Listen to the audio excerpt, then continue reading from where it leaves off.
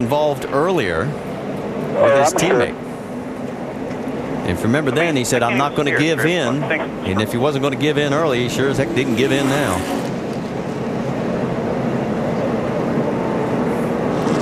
This is 15 car of Annette's is a mess. Tough break for Annette.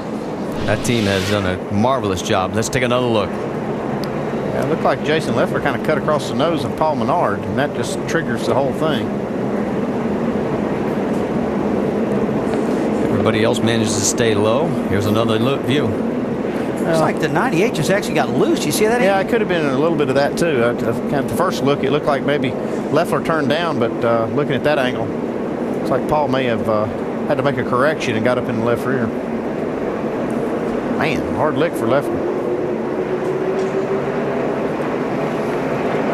Well, entering today, Leffler had 4 DNFs. It looks like this one might be number 5 because that thing is hurt.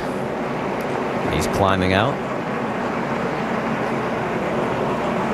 So Braun Racing's really had a tough night with a lot of their cars getting in wrecks, and I'll tell you what, I know how that feels. That feels horrible. I've had my cars wiped out, every one of my own, and that's a sick feeling as an owner. And Todd Braun's probably thinking the same thing right now. Well, how about Michael Annett? He had top 15 finishes in his last 4 races. That's the best streak he had going in his career. And that's going to come. Yeah, we definitely need to give him a shot. Michael Annett drove a great race tonight, and he's been doing that week after week in Jermaine's car. Good, solid car. We heard somebody say take it to the garage, and I'm wondering if that is Paul Menard's crew. If we're checking to see whose radio it was. Menard, of course, 3rd last week. His best finish of 2010, and it looks like now, yes, it was his radio, and they're saying take it to the garage. And there's Michael Annett already in the garage. Couple of good race cars with some great runs going, but this is how quickly your fate can change in this sport. Rough night at Kentucky.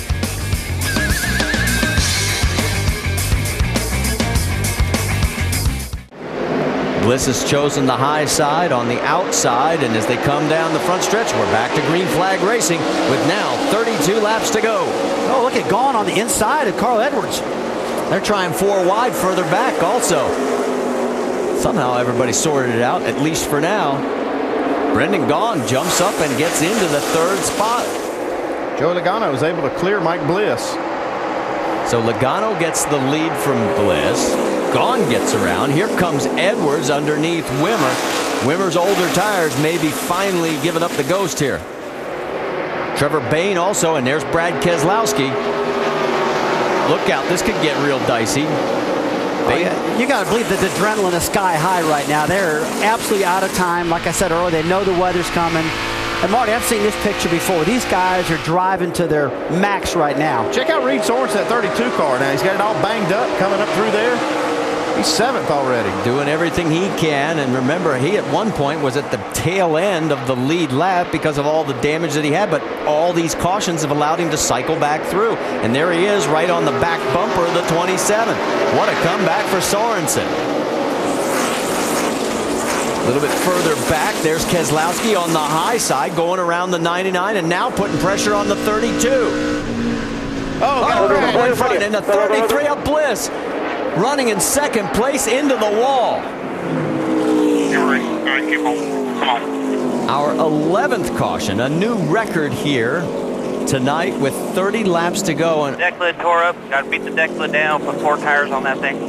That was totally unexpected. I'm trying to see exactly what may have caused it. Saw quite a bit of racing behind these cars, but I thought it looked like the leaders were single file.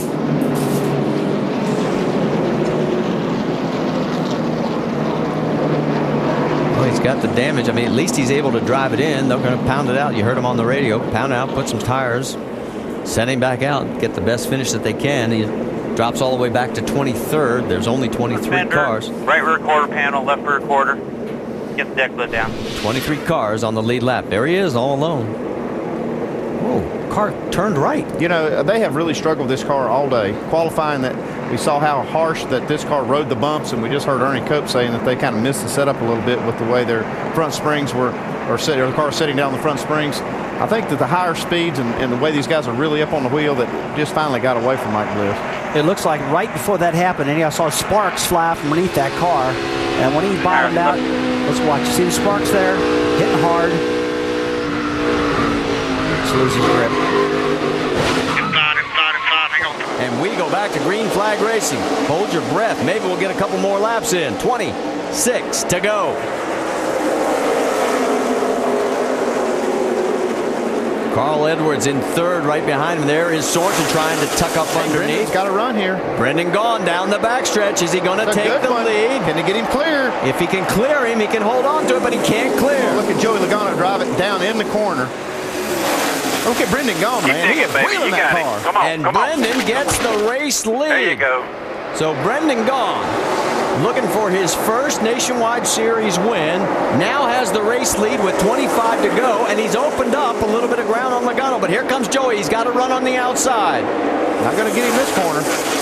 Down the backstretch, Carl Edwards trying to get his Ford into the mix. Brad Keselowski has moved up to fourth. Tell you what, Brendan Gaughan has got to be one of the best out there when it comes to shifting. He does some fantastic. He had to get out of the throttle coming off of 4. Joey Logano gets the spot now, gets the lead. And he's going to be in jeopardy of losing second to Carl Edwards. Lose the momentum, lose 2 spots. And here comes Brad Keselowski. Keselowski's on the high side. Brendan gives him just enough room. Here comes Keselowski. So all of a sudden, he hasn't cleared him quite yet, but Brendan Gaughan goes from first to fourth. And that tour-up car, Reed Sorensen, is working really good on the bottom right now, even with all the damage. You see Reed coming by and Wimmer right behind him, about out of fuel, low on fuel. They think they could make it maybe. So Joey Logano back in control of the race. 23 laps to go, and the rain not far off. Edwards now second, Keselowski third. Do you see a familiar scenario here? It took this long, but here are the double-duty drivers right back up front. It's like they're driving along, looking at their watch and said, okay, guys, it's time to go. Like, I can't ride right now. We're not points racing right now. Now we're racing for the win, and we're out of time. Let's rock and roll, dudes. Get the lead out. Hammer down. And they have stretched everything out. You can see the top 3. Now top 4. The best battle is for fourth, because here comes Reed Sorensen taking a look at Brendan Gaughan. Brendan seems to have regrouped after the one bobble cost him the momentum. All of a sudden there's Scott Wimmer. Now remember, Wimmer is on tires that are ancient compared to everybody else. I'll tell you, Brendan's ab circle car is just really looking good tonight. But you know, while we're talking about that, I'm watching the lap speeds of Joey Logano and Carl Edwards, and actually that time by, Carl Edwards was actually faster than Joey Logano. Brad Keselowski was actually faster than both of them. Well, and here you are. The 2 former winners of this race at Kentucky are running 1-2. 2 wins for Joey Logano for the last 2 years, and then it was Carl Edwards back in 2005. Let's check speeds at the line this time by. Keselowski second, Logano fastest. All the way through the top 19, 20 cars. These guys are spread out pretty good right now. I don't see anybody side by side, so now they just need to lay down some good, fast laps, hit their marks every lap. Battle for 8th. Remember when Justin Allgaier was in trying to fix his wounded Dodge? He has fought his way back into the top 10. Again, another guy taking advantage of all these late race cautions, and he just kept picking people off on each restart. And that right rear quarter panel on the 12 car is definitely damaged, hurting the way this car is handling. We were talking earlier about how it's moving around, Andy. Yep, they've worked on it and worked on it. All these stops they've made, it looks pretty decent. I mean, the car is running well. It's amazing they've been able to get up this far. He's running 9th right now. There you see his cycle. He was as low as 26th after the contact.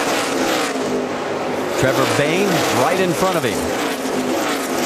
See Justin trying to work the top side of that racetrack. We've talked all year long. There's a lot of momentum up there. If you can make it work. And right now, he's attempting to work that thing, getting into turn 3 especially, to try to get that momentum going.